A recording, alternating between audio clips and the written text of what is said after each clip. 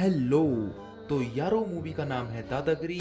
हम मालूम है तेरे बाप को मत सिखा चल। मेन एक्टर का नाम है धर्मा दादा। मैं क्या करूं फिर, जॉब छोड़ दूं? और बाकी का आप समझदार हो। समझ गया।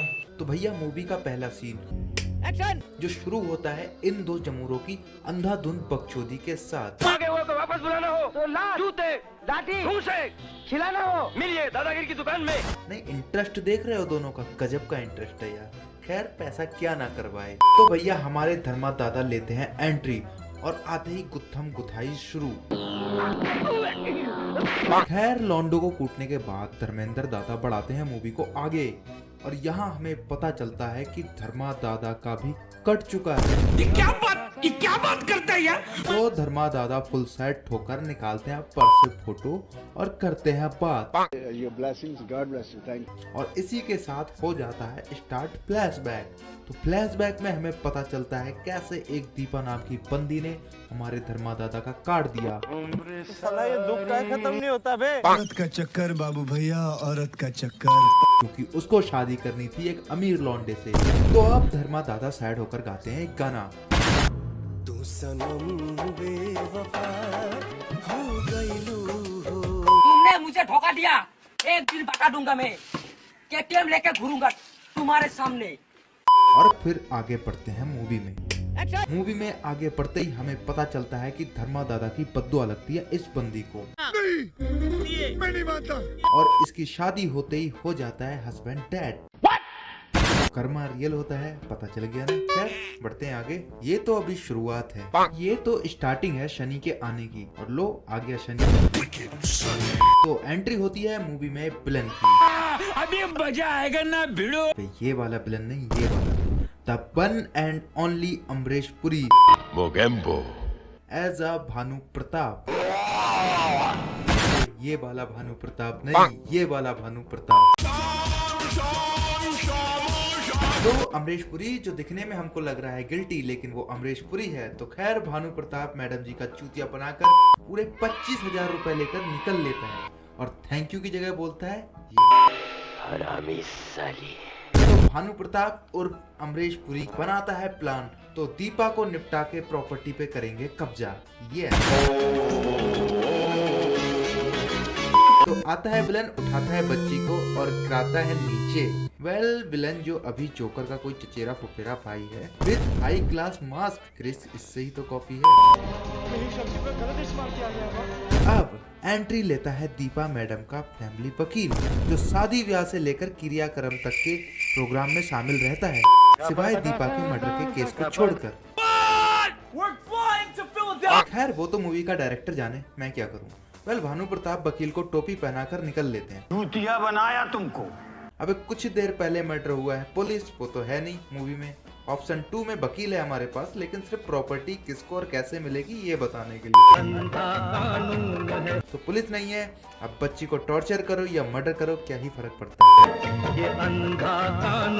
खैर टाइम लैप्स के बाद बच्ची हो जाती है बड़ी। एक बार फिर वकील साहब इन द हाउस। वकील के साथ हैप्पी फैमिली खेलकर ताऊजी ले लेते हैं अपनी सैलरी। फाइनली फर्स्ट टाइम बेचारी लड़की को समझ में आता है कि उसके साथ गलत हो रहा है और वो दिल्ली जाना चाहती है हाई कोर्ट। पर फिर याद आता है कि साला वकील चूतिया है, कोर्ट का रिस्क नहीं। तो बेचारी लड़की निकल पड़ती है सुसाइड करने, लेकिन कोई इस बेचारी को कुछ करने ही नहीं देता। पकड़ लेते हैं कुछ शराबी और देते हैं ऑफर कि आज की रात जी ले, कल मर जाना। एहे, रहा नहीं जाता। बताओ कितने इनसेंसिटिव लोग हैं यार। तो बॉयज एंड गर्ल बैठो दिल थाम के, क्योंकि एंट्री होने वाली है हमारे मूवी के दूसरे हीरो की। तो सिंस हीरो है यार, उसके सामने बाकी सब है बेकार। तो सिंगल पसली लौंडा फुल सेट होकर पेल देता है सबको, क्योंकि वो हीरो है यार। ताऊजी और ताईजी हो जाते हैं फुल टेंशन में, क्योंकि उनकी 3 नौकरों वाली जेड प्लस सिक्योरिटी को तोड़कर एक लड़की आखिर भाग कैसे गई। तो ताऊजी लगाते हैं अपना दिमाग और फोटो से वशीकरण करवाने, मतलब पता लगाने पहुंचते हैं धर्मेंद्र दादा के पास। धर्मेंद्र दादा भी इमोशनल होकर दे देते हैं कमिटमेंट। अरे टेंशन नहीं लेने का। और बिना जीपीएस, बिना ट्रैकर, बिना गूगल मैप सीधे पहुंच जाते हैं गोविंदा के पास। सेम डे वो भी। खैर यहाँ हमें मिलता है टिकटॉक वाला यंग गोविंदा। जो इस बेचारी लड़की को कन्वेंस कर रहा होता है ट्यूट रील बनाने के लिए। खैर पढ़ा खत्म होने के बाद बेचारी Barkha back in the punishment house. Since अपने टिकटॉक वाले हीरो को हो जाता है लेवेरिया, तो गेटमैन को चूना लगाकर चला जाता है अंदर औरतें चाहिए और डुएट बनाने के लिए, लेकिन बरखा कोलैब करने से मना कर देती है।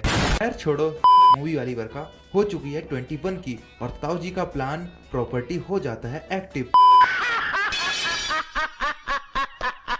प्रॉपर्टी के पेपर पर अंगूठा वगैरह लगाकर कर देते हैं बेचारी को रिहा, दे देते हैं फ्रीडम।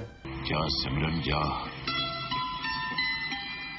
और फिर उसी पहाड़ी पर मिलता है सस्ता मास्क वाला ड्रैकुला, जो फिर करता है हिस्ट्री रिपीट। लेकिन इस बार कहानी में आता है ट्विस्ट और फाइनली बरखा मास्क उठाकर कर देती है फेस रिवील। ओ तेरी, ये तो अपना कमीना ताऊ जी निकला। ये क्या हो गया? ये क्या सुन रहा हूँ मैं? खैर फाइनली बरखा पहाड़ से सीधे धर्मात दादा की कार के सामने गिरती है। नेक्स्ट सीन में ताऊ जी बुलवाते हैं फैमिली वकील को और बोलते हैं, ओए मैं कह रहा हूँ ना कि बरखा बेटिया प्रॉपर्टी मेरे नाम करा के आईलेट्स का एग्जाम देकर 7.5 बैंड लाकर चली गई है कनाडा। नहीं सारुण के यहाँ कुछ तो गड़बड़ है। लेकिन पहली बार मूवी में वकील ने लगाया वकील वाला दिमाग और ताऊ जी की फटके 4 उठा ले रे देवा। करती है धर्मेंद्र पाजी को इमोशनल डैमेज। दादा भी लाइक, ओए तू मेरी सेटिंग दी कुड़ी है, मैं करेगा तेरी हेल्प। और धर्मा दादा का हो जाता है ट्रेनिंग मोड ऑन।